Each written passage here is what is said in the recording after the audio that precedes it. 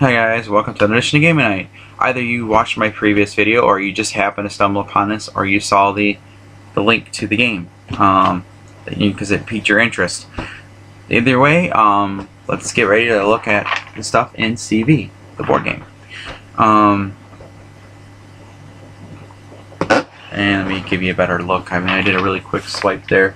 I like the artwork on the box. It shows all the different kinds of cards. And then it shows you the back. It tells you a little bit about the game. So you get a really cool rule book. It's got references some of the misunderstood cards and covers examples and illustrations, artwork, so you can easily pick this game up and play it. And it's only for 2 to 4 players, and that's the only downside to this game. But I mean, so we're gonna start with the main component, one of the more important components of the game, the cards, because the cards make up most of this game, and they're categorized in childhood cards, early adulthood cards, middle-age cards, old-age cards, life goals, and then of course reference cards. So we're going to start with some of the early childhood cards.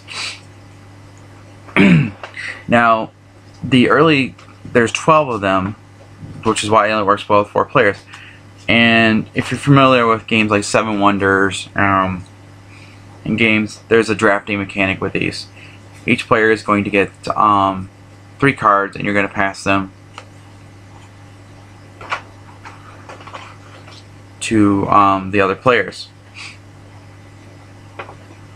And what I find really cool about this game is they have a really unique way of actually determining who the first player is in the game for the entire game. You know, who's the first player to go in each game. And you got basically cards like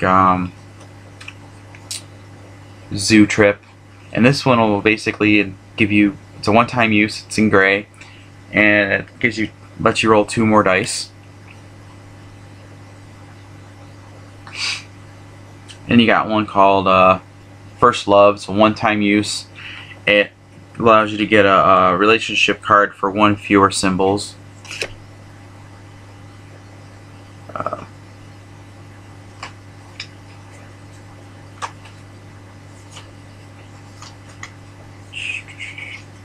I just got a kick out of this one. Chicken pox. Who doesn't remember getting chicken pox? And it's one of those cards that gives you one-time use. It gives you 1 health value, so you can help purchase a card with a token on it.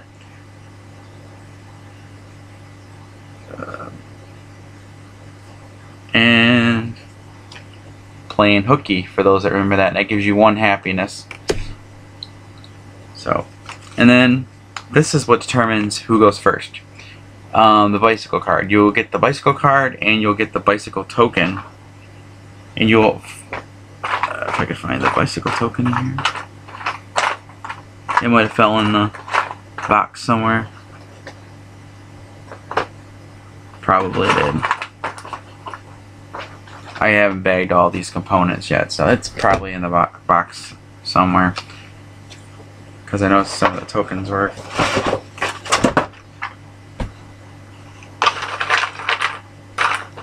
Yep, on the box. Bicycle. It's a bigger one there. So I gotta make sure I have all the tokens and bag them. So anyways, there's that. So those are the childhood cards. At least some of them. So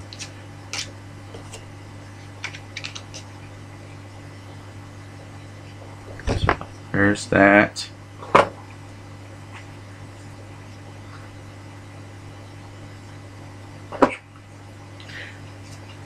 So this is going to be a pretty long video. That's why I'm doing this a separate one, so those that want to watch it. And these are the early adulthood cards. So I'm not going to go through all of them. But this is a lottery jackpot. And the symbols on the top here, those are what you need to have in order to gain this card. And then each round you'll get these icons. Oh wait, I'm sorry. It's a one-time use one. So you basically decide when you want to use it, and then you get the currency. I don't know if you have to play them right away. I doubt you have to.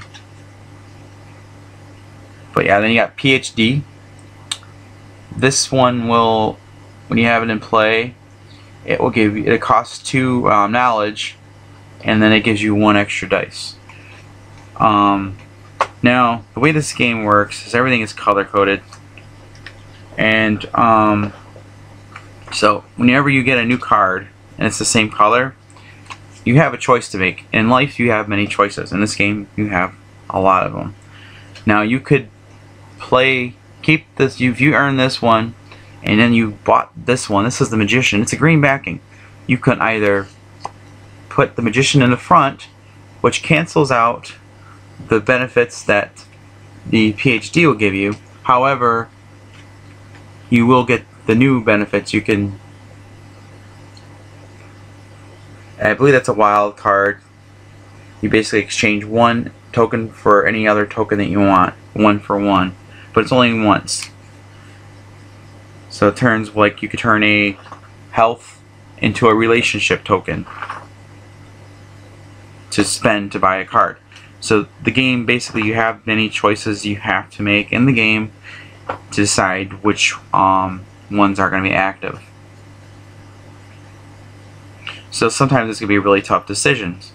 And then there are some, like studies, you can use it either as a purple card or a green card, but like you said, you can only have 1 active at one particular time. So so you have like an athlete here. It costs you 3 health, and then it gives you 1 health and money. So there's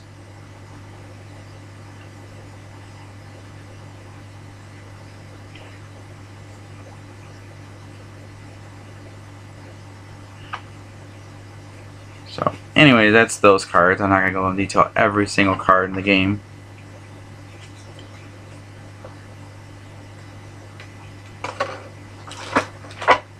But that's that one. We're at 7 minutes now. I'll at 1 and 8. Then we have the middle age cards.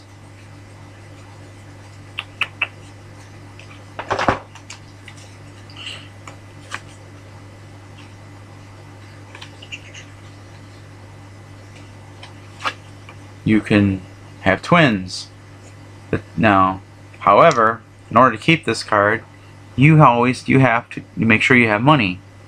Whether you roll money on a dice or you have money tokens in order to keep this card. Otherwise, you discard the card, because you can no longer afford the twins. You have to give them up.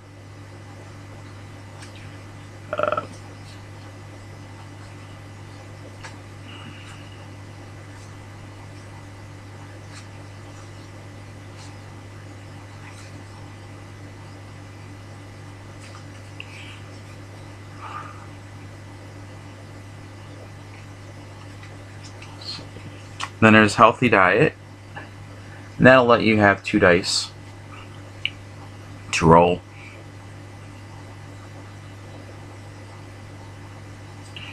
And then freelancer costs these to get these tokens at the bottom there. So it's pretty cool. It's kind of like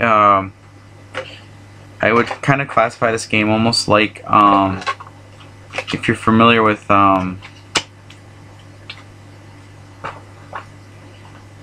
what's it? Warriors. It's kind of like that, almost, because when you're rolling the dice and whatever it is, it lets you buy it certain things, but instead everything has a different value.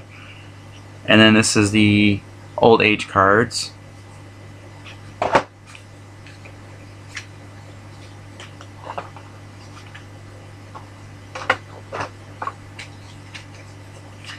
And you have stuff like a pension.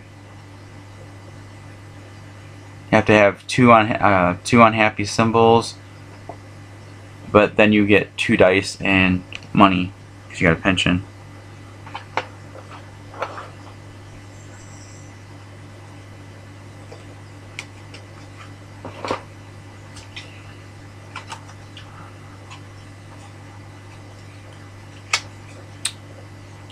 Then you got Board Game Club here, and this one lets you swap relationship for one token. You only do it once, but 1 token for any token that you want.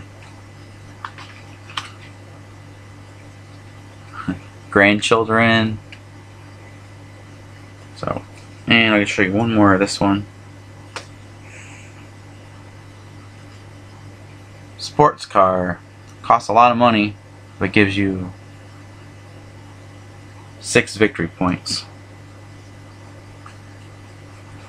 So those are those cards. Sorry, this video is long. That's why I kind of wanted to do this a separate video.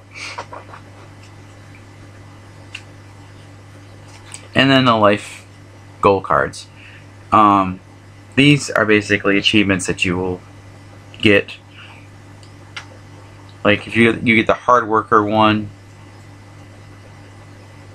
you basically are going to be, for each blue CV card you get 3 victory points. Collector, you get a lot of possession cards, you get money for it. You get victory points for it.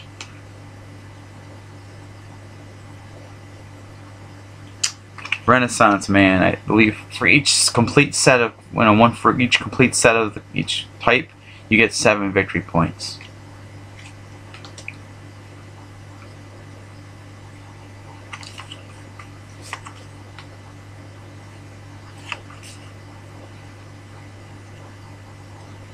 The life of the party, for each knowledge and relationship card you have, you get 2 victory points.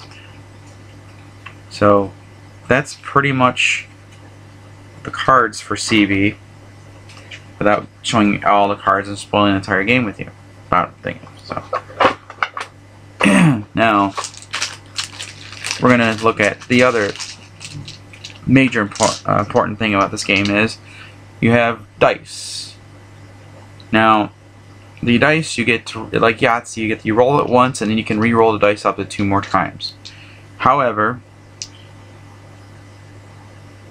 if you roll a sad face, it becomes locked. If you ever do roll 3 misfortunes, you lose 1 of your CV cards. Active one, the one that's on the top. It's of your choice, but you have to lose it unless you have a card that lets you stop that. And if you ever do roll 3 smiley faces, you can buy any card that's available on the available cards to buy that round. And then each of these, they're like relationships. So you use these symbols to get cards, and then the cards you buy sometimes will give you these symbols. Now these do not roll over. So whatever you don't use that turn, whatever you don't spend, you don't get them back. You start with a new clean slate, and as long as that card's still active, you get whatever tokens you get. So if your your cards give you, for example, a relationship token, a smiley face token, and a knowledge token, you can use those in combination with your dice rolls to buy future cards.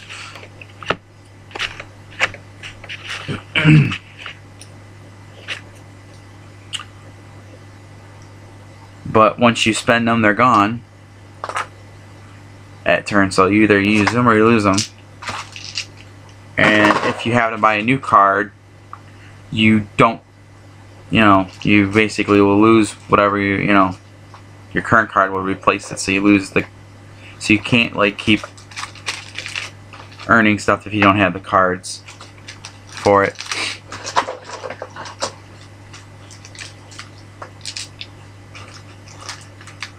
So it's got like a Yahtzee mechanic, but it's deep. It's light, but light and deep strategy all at the same time, because each person's going to want to play differently. You can try to play the game like how you would in your life, or you can make, just create a fictional character and kind of try to, just have fun with the game. It all depends on how you want to play. It doesn't penalize you for playing it for a particular way. There's many ways to score, and this is the board. This tells you what, where the cards, how they work, because each turn cards are gonna move off the board, and they're gonna be gone permanently. They get discarded, and once this deck runs out, you start a new phase, and so forth and so forth. And it lays everything out on the board, so there's really no confusion. Man, I'm going into 15 minutes here. 16 now. So anyway, that's pretty much CV.